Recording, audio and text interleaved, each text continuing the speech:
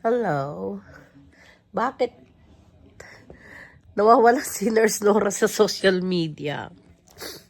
Kasi po, yesterday, Sabado, gumising ako. Sama na pakiramdam ko, yung bang para akong tatarangkasuhin, pero hindi naman ako nilalagnat. So, akala ko kasi yung barado ba yung ilong ko? So, akala ko yung, regular lang na allergies. Kasi gano'n na nangyayari sa akin sometimes. So, pumasok pa rin ako. I was doing my job. Like, I was like really busy. I was okay. Except barado yung ilong ko. Pero hindi naman ako nagbabahing o hindi ako just like that. Just barado. Nothing else. So, then, pagdating ng 4 o'clock ng hapon, yung nag-chills na ako. Sabi ko, iba na to. Kasi pag may chills na, naku, wala akong lagnat, tapos nag-chills ako, naku, sabi ko, syempre, kumbaga, na-expert na tayo dyan. Sabi ko, baka may COVID ako. So, nag-test ako. Ayun nga, COVID positive. Kaya, I'm home. Dito lang ako sa basement ko.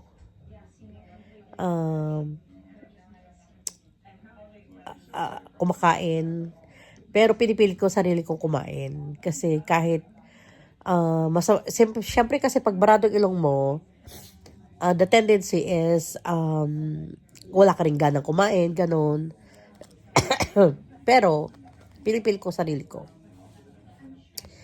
At para hindi magkahawaan dito sa bahay, dito na lang ako sa basement. Tapos, pinalagay ko yung microwave. Meron akong isang extra na microwave na nasa garahe. Pinalagay ko na lang doon yung microwave para kung gusto ko magluto ng noodles. Pero huwag kayong mag-alala yung noodles na yung hindi maraming salt. Yun. Yun. Tapos, kompleto naman ako dito. May tubig, may mga vitamin water. Meron akong, ililibot ko kayo mamaya-maya. Meron akong maliit na refrigerator dito sa basement. Kumbaga, kompleto naman ako. Yun lang, naboboring ako. Kasi, hindi ako sanay na walang ginagawa. Masakit ang ulo ko. Masakit ang ulo ko, pero hindi siya masyado kasi nagta-Tylenol ako o kaya kung sa Pilipinas Biogesic. Patay ko muna yung TV. Ginagawa kong every 4 to 6 hours para hindi masakit ang ulo ko. Okay, so mag-tour tayo dito sa basement ko para makita nyo na I'm okay. Na kumpleto ako. Isa lang ang wala. Yun yung wala lang akong shower dito sa baba. But let's tour. Okay. So dito sa basement ko. Okay. Oops. So ito yung hagdanan. Ayan hagdanan niya, kusina. Pababa dito. Yan papunta sa garden. Yan. So, dito, meron akong recliner. Ayan. So, nagre-recline yan. Kaya dito na lang ako nakakatulog. Lahat na nakalapit sa akin. Ayan, meron akong Tylenol. Ayan, meron akong kuting ko. Ayan ang aking laptop. Mga sitsirya, mga gamot-gamot na galing Pilipinas. More chichirya. More gamot-gamot. Yan. So, yan. More food. Okay. Ito yung malaking TV. At buti na lang, may binili akong mangga no isang araw. Hinog na mangga. Itong aking refrigerator. Maliit lang to. Nung nag-opisina pa ako, ito yung aking office fridge. So, itapon natin tong milk na yan. Matagal na yan. Matagal na tong mga... Ayan, oh, may mga food ako dyan. Katabi ko din ng basurahan. Pero dito na ako nakakatulog. Yan, habang nanonood ng TV. Ayan, may piano. At andito rin ang bedroom dito sa basement. So, ayan. May magulo, di ba? Diyan yung computer ko kung saan ako nag-vlog. Ayan.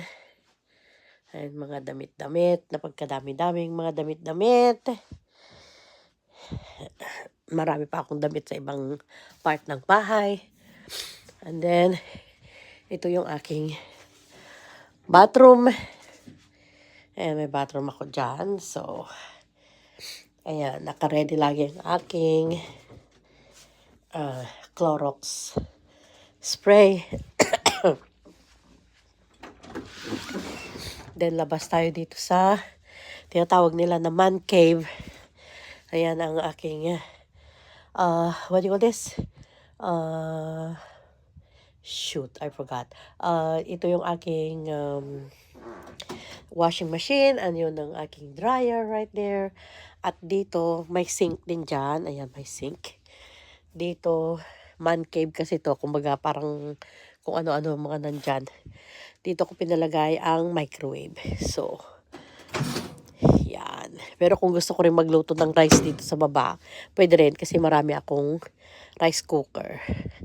So, yan. Yan yung nakaset yung microwave. And then, paglabas natin pa ulit ng isang pintuan, iswitch natin ang ilaw. So, merong standing freezer dito. Yan, may mga ready food din dito. Like, for example, this. Naka-ready. Ayan.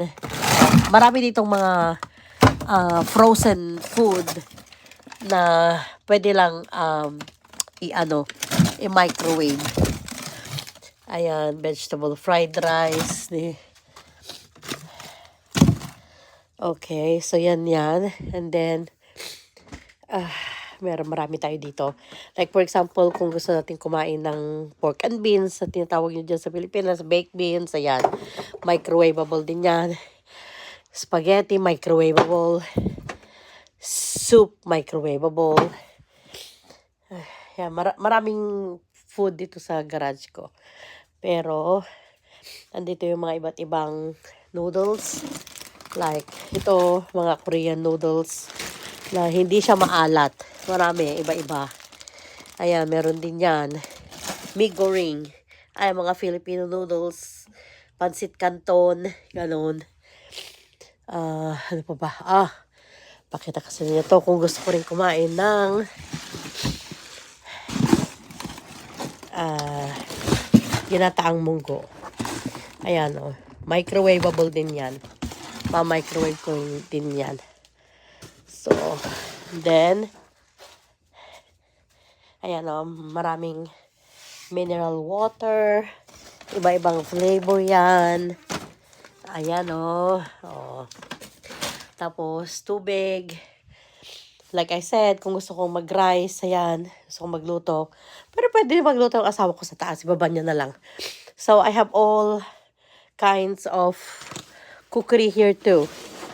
Marami akong mga cookery dito. Microwave. Meron akong coffee maker na 2 klase nandito. Yan, coffee maker. Kaya ready ako. In the event na something like this happens. Another freezer. Ganun din. Kung ano-ano din ang nandyan. Okay. So, yan po. May mga chichirya. Isang box ng chichirya meron dyan. Mga beans. Ayan, naka-ready na yung mga microwave na lang. Ayan. Ano ba dito? Meron dito.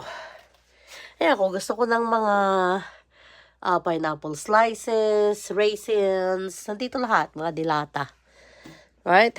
So, I'm ready. Isang box ng alcohol. Ang ginagawa ko po sa alcohol is yung aking basura kung saan ako nagsisinga ng aking sipon. Ayan, no? So, ginagawa ko, pasok tayo sa loob.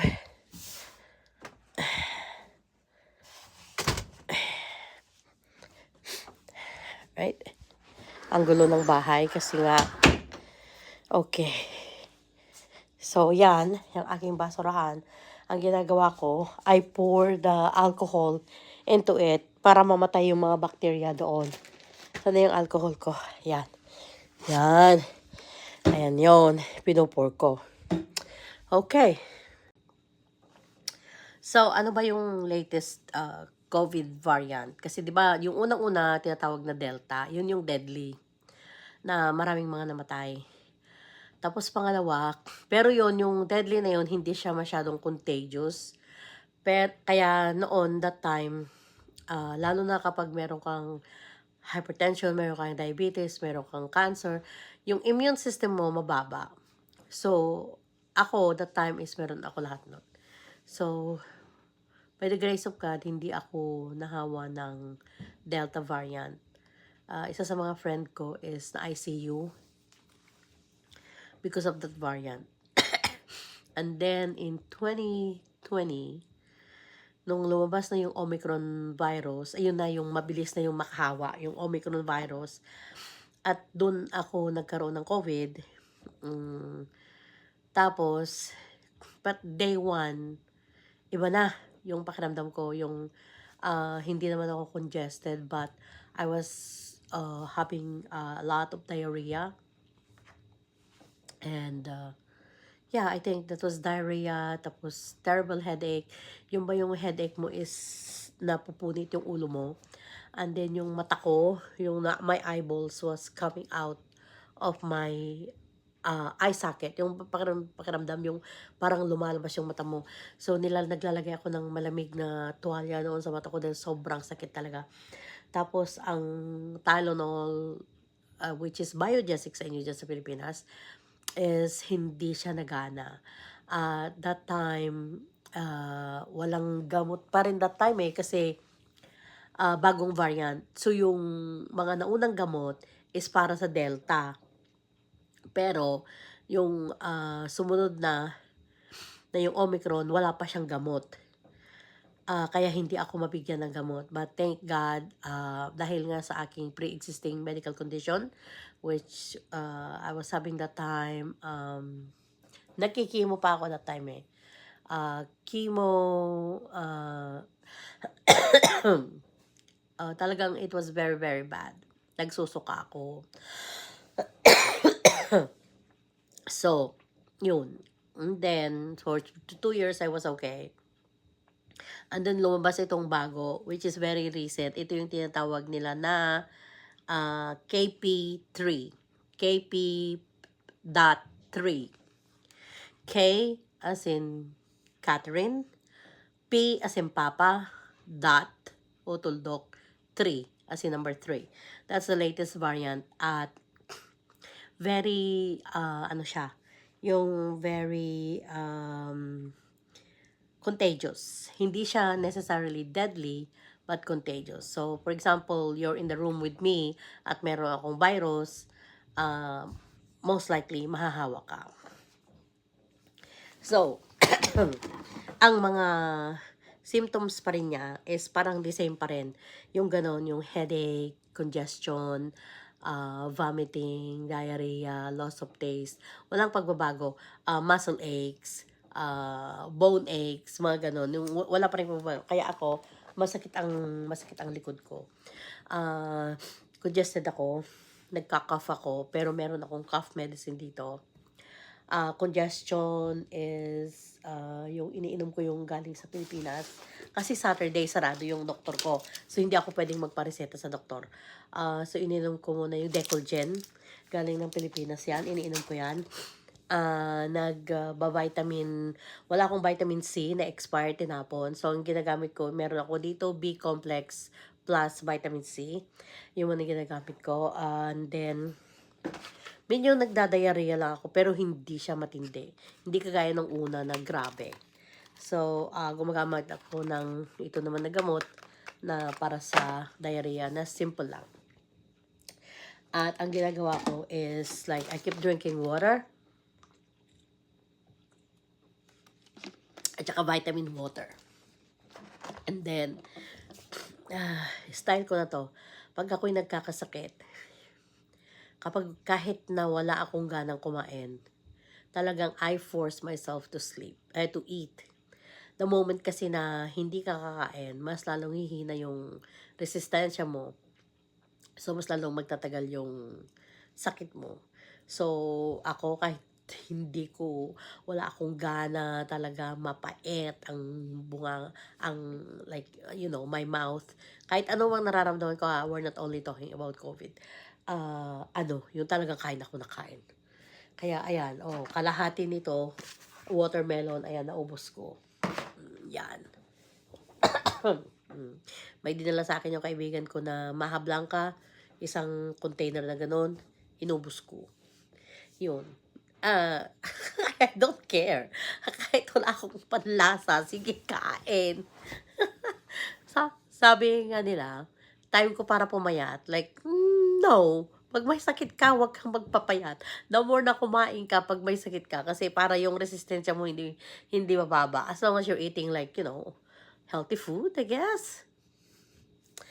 So, yun. Kaya, hindi ako nakakapag, paano ko nakuha? Yun ang tanong. Yun ang next na tanong. Paano ko nakuha yung COVID? Well, as you know, nagpunta ako ng Mexico. At as you know, KP3 is very contagious. So, for example, merong nagka-COVID doon sa eroplano. Probably, kasi nung Wednesday, dumating kami. No, actually, Tuesday night sa Mexico, ang feeling ko pagod na pagod ako. So, instead na may pupuntahan pa kami ng asawa ko na concert dapat, nakatulog na kami ng mga, nag-dinner lang kami ng 6 o'clock. Sabi ko, punta muna tayo sa hotel room natin at magpahinga. Kasi antok na antok talaga. Hindi ko talaga mapigil yung feeling ko na pagod ako. So, feeling ko lang, akala ko siguro dahil prior to us going to Mexico, yung sunod-sunod talaga na nag-duty ako. So, sa feeling ko na yung pagod lang ako. So, ang ginawa ko, pagdating namin doon sa hotel, talagang nakatulog na kami mag-asawa, like, boom, tulog. So, and then, nung umuwi kami, like, okay naman ako. Feeling tired, pero okay naman. Walang mga symptoms ng allergy. Wala. Like, I was just a little bit tired. And then, Thursday, nagtrabaho pa ako.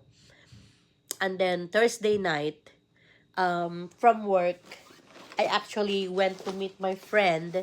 Nag-dinner pa kami sa labas. So, hindi naman what you call this, nakakalimutan ko mga words. Ang aking, ano na yung word na gusto ko sabihin? Appetite. Hindi naman affected ang aking appetite. So, actually, kumain kami sa Vietnamese restaurant and we had a lot of food. So, then, that was Thursday. Friday, hindi ako pumasok because I was supposed to go to my plastic surgeon appointment. Hindi natuloy. So, ang ginawa ko, wala. Nandito lang sa bahay, kung ano-ano. Naglaba, tapos namalengke, nagluto, ganon. Like nothing. Right? So, pagdating ng Saturday, paggising ko, ay parang feeling ko, yung allergies ko, yung dito ko, mabigat ang ulo ko, ganon. Pero ganun lang. Hindi naman ako nagsisinga-singa like right now. Hindi na naman ako inuubo. Basta feeling ko lang, ganun. Para akong tinatrangkaso ba yung pakiramdam. So, I went to work. Pagdating ko sa work, okay naman ako. Like, I was working as usual. Pero pagdating ng mga alas 3, alas 4 ng hapon, nag-chills na ako. Like, sabi ko, ba't ako nag-chills? Oh no. Sabi ko na gano'n. So, nag-COVID test ako, yun nga, positive. So, I feel so bad. Kasi unang-una, naku, paano na yung mga pasyente ko. Buti na lang, nakamask ako the whole day that day. Talaga hindi ko i-expect na magpa-positive ako kasi at around 10 o'clock, 11 o'clock, may dalang food yung isang co-worker ko. Ang dami ko pang kinakain. Talagang sarap na sarap ako doon sa dala niya na potatoes, grits, ganon. Ang dami ko kinain. So, wala at all kang na may COVID ako. Until yun nga. Until I felt chills. Oh boy, talagang kay may COVID at hindi ba parang tawag. Beb, I look bad? Ha? I look bad? Nabi na. You sure? Look the same though. So, ba't mo sinabing namamag ang mukha ko? Ha? Ba't mo sinabing namamag ang mukha ko? Matagal na naman magkamukha mo lang.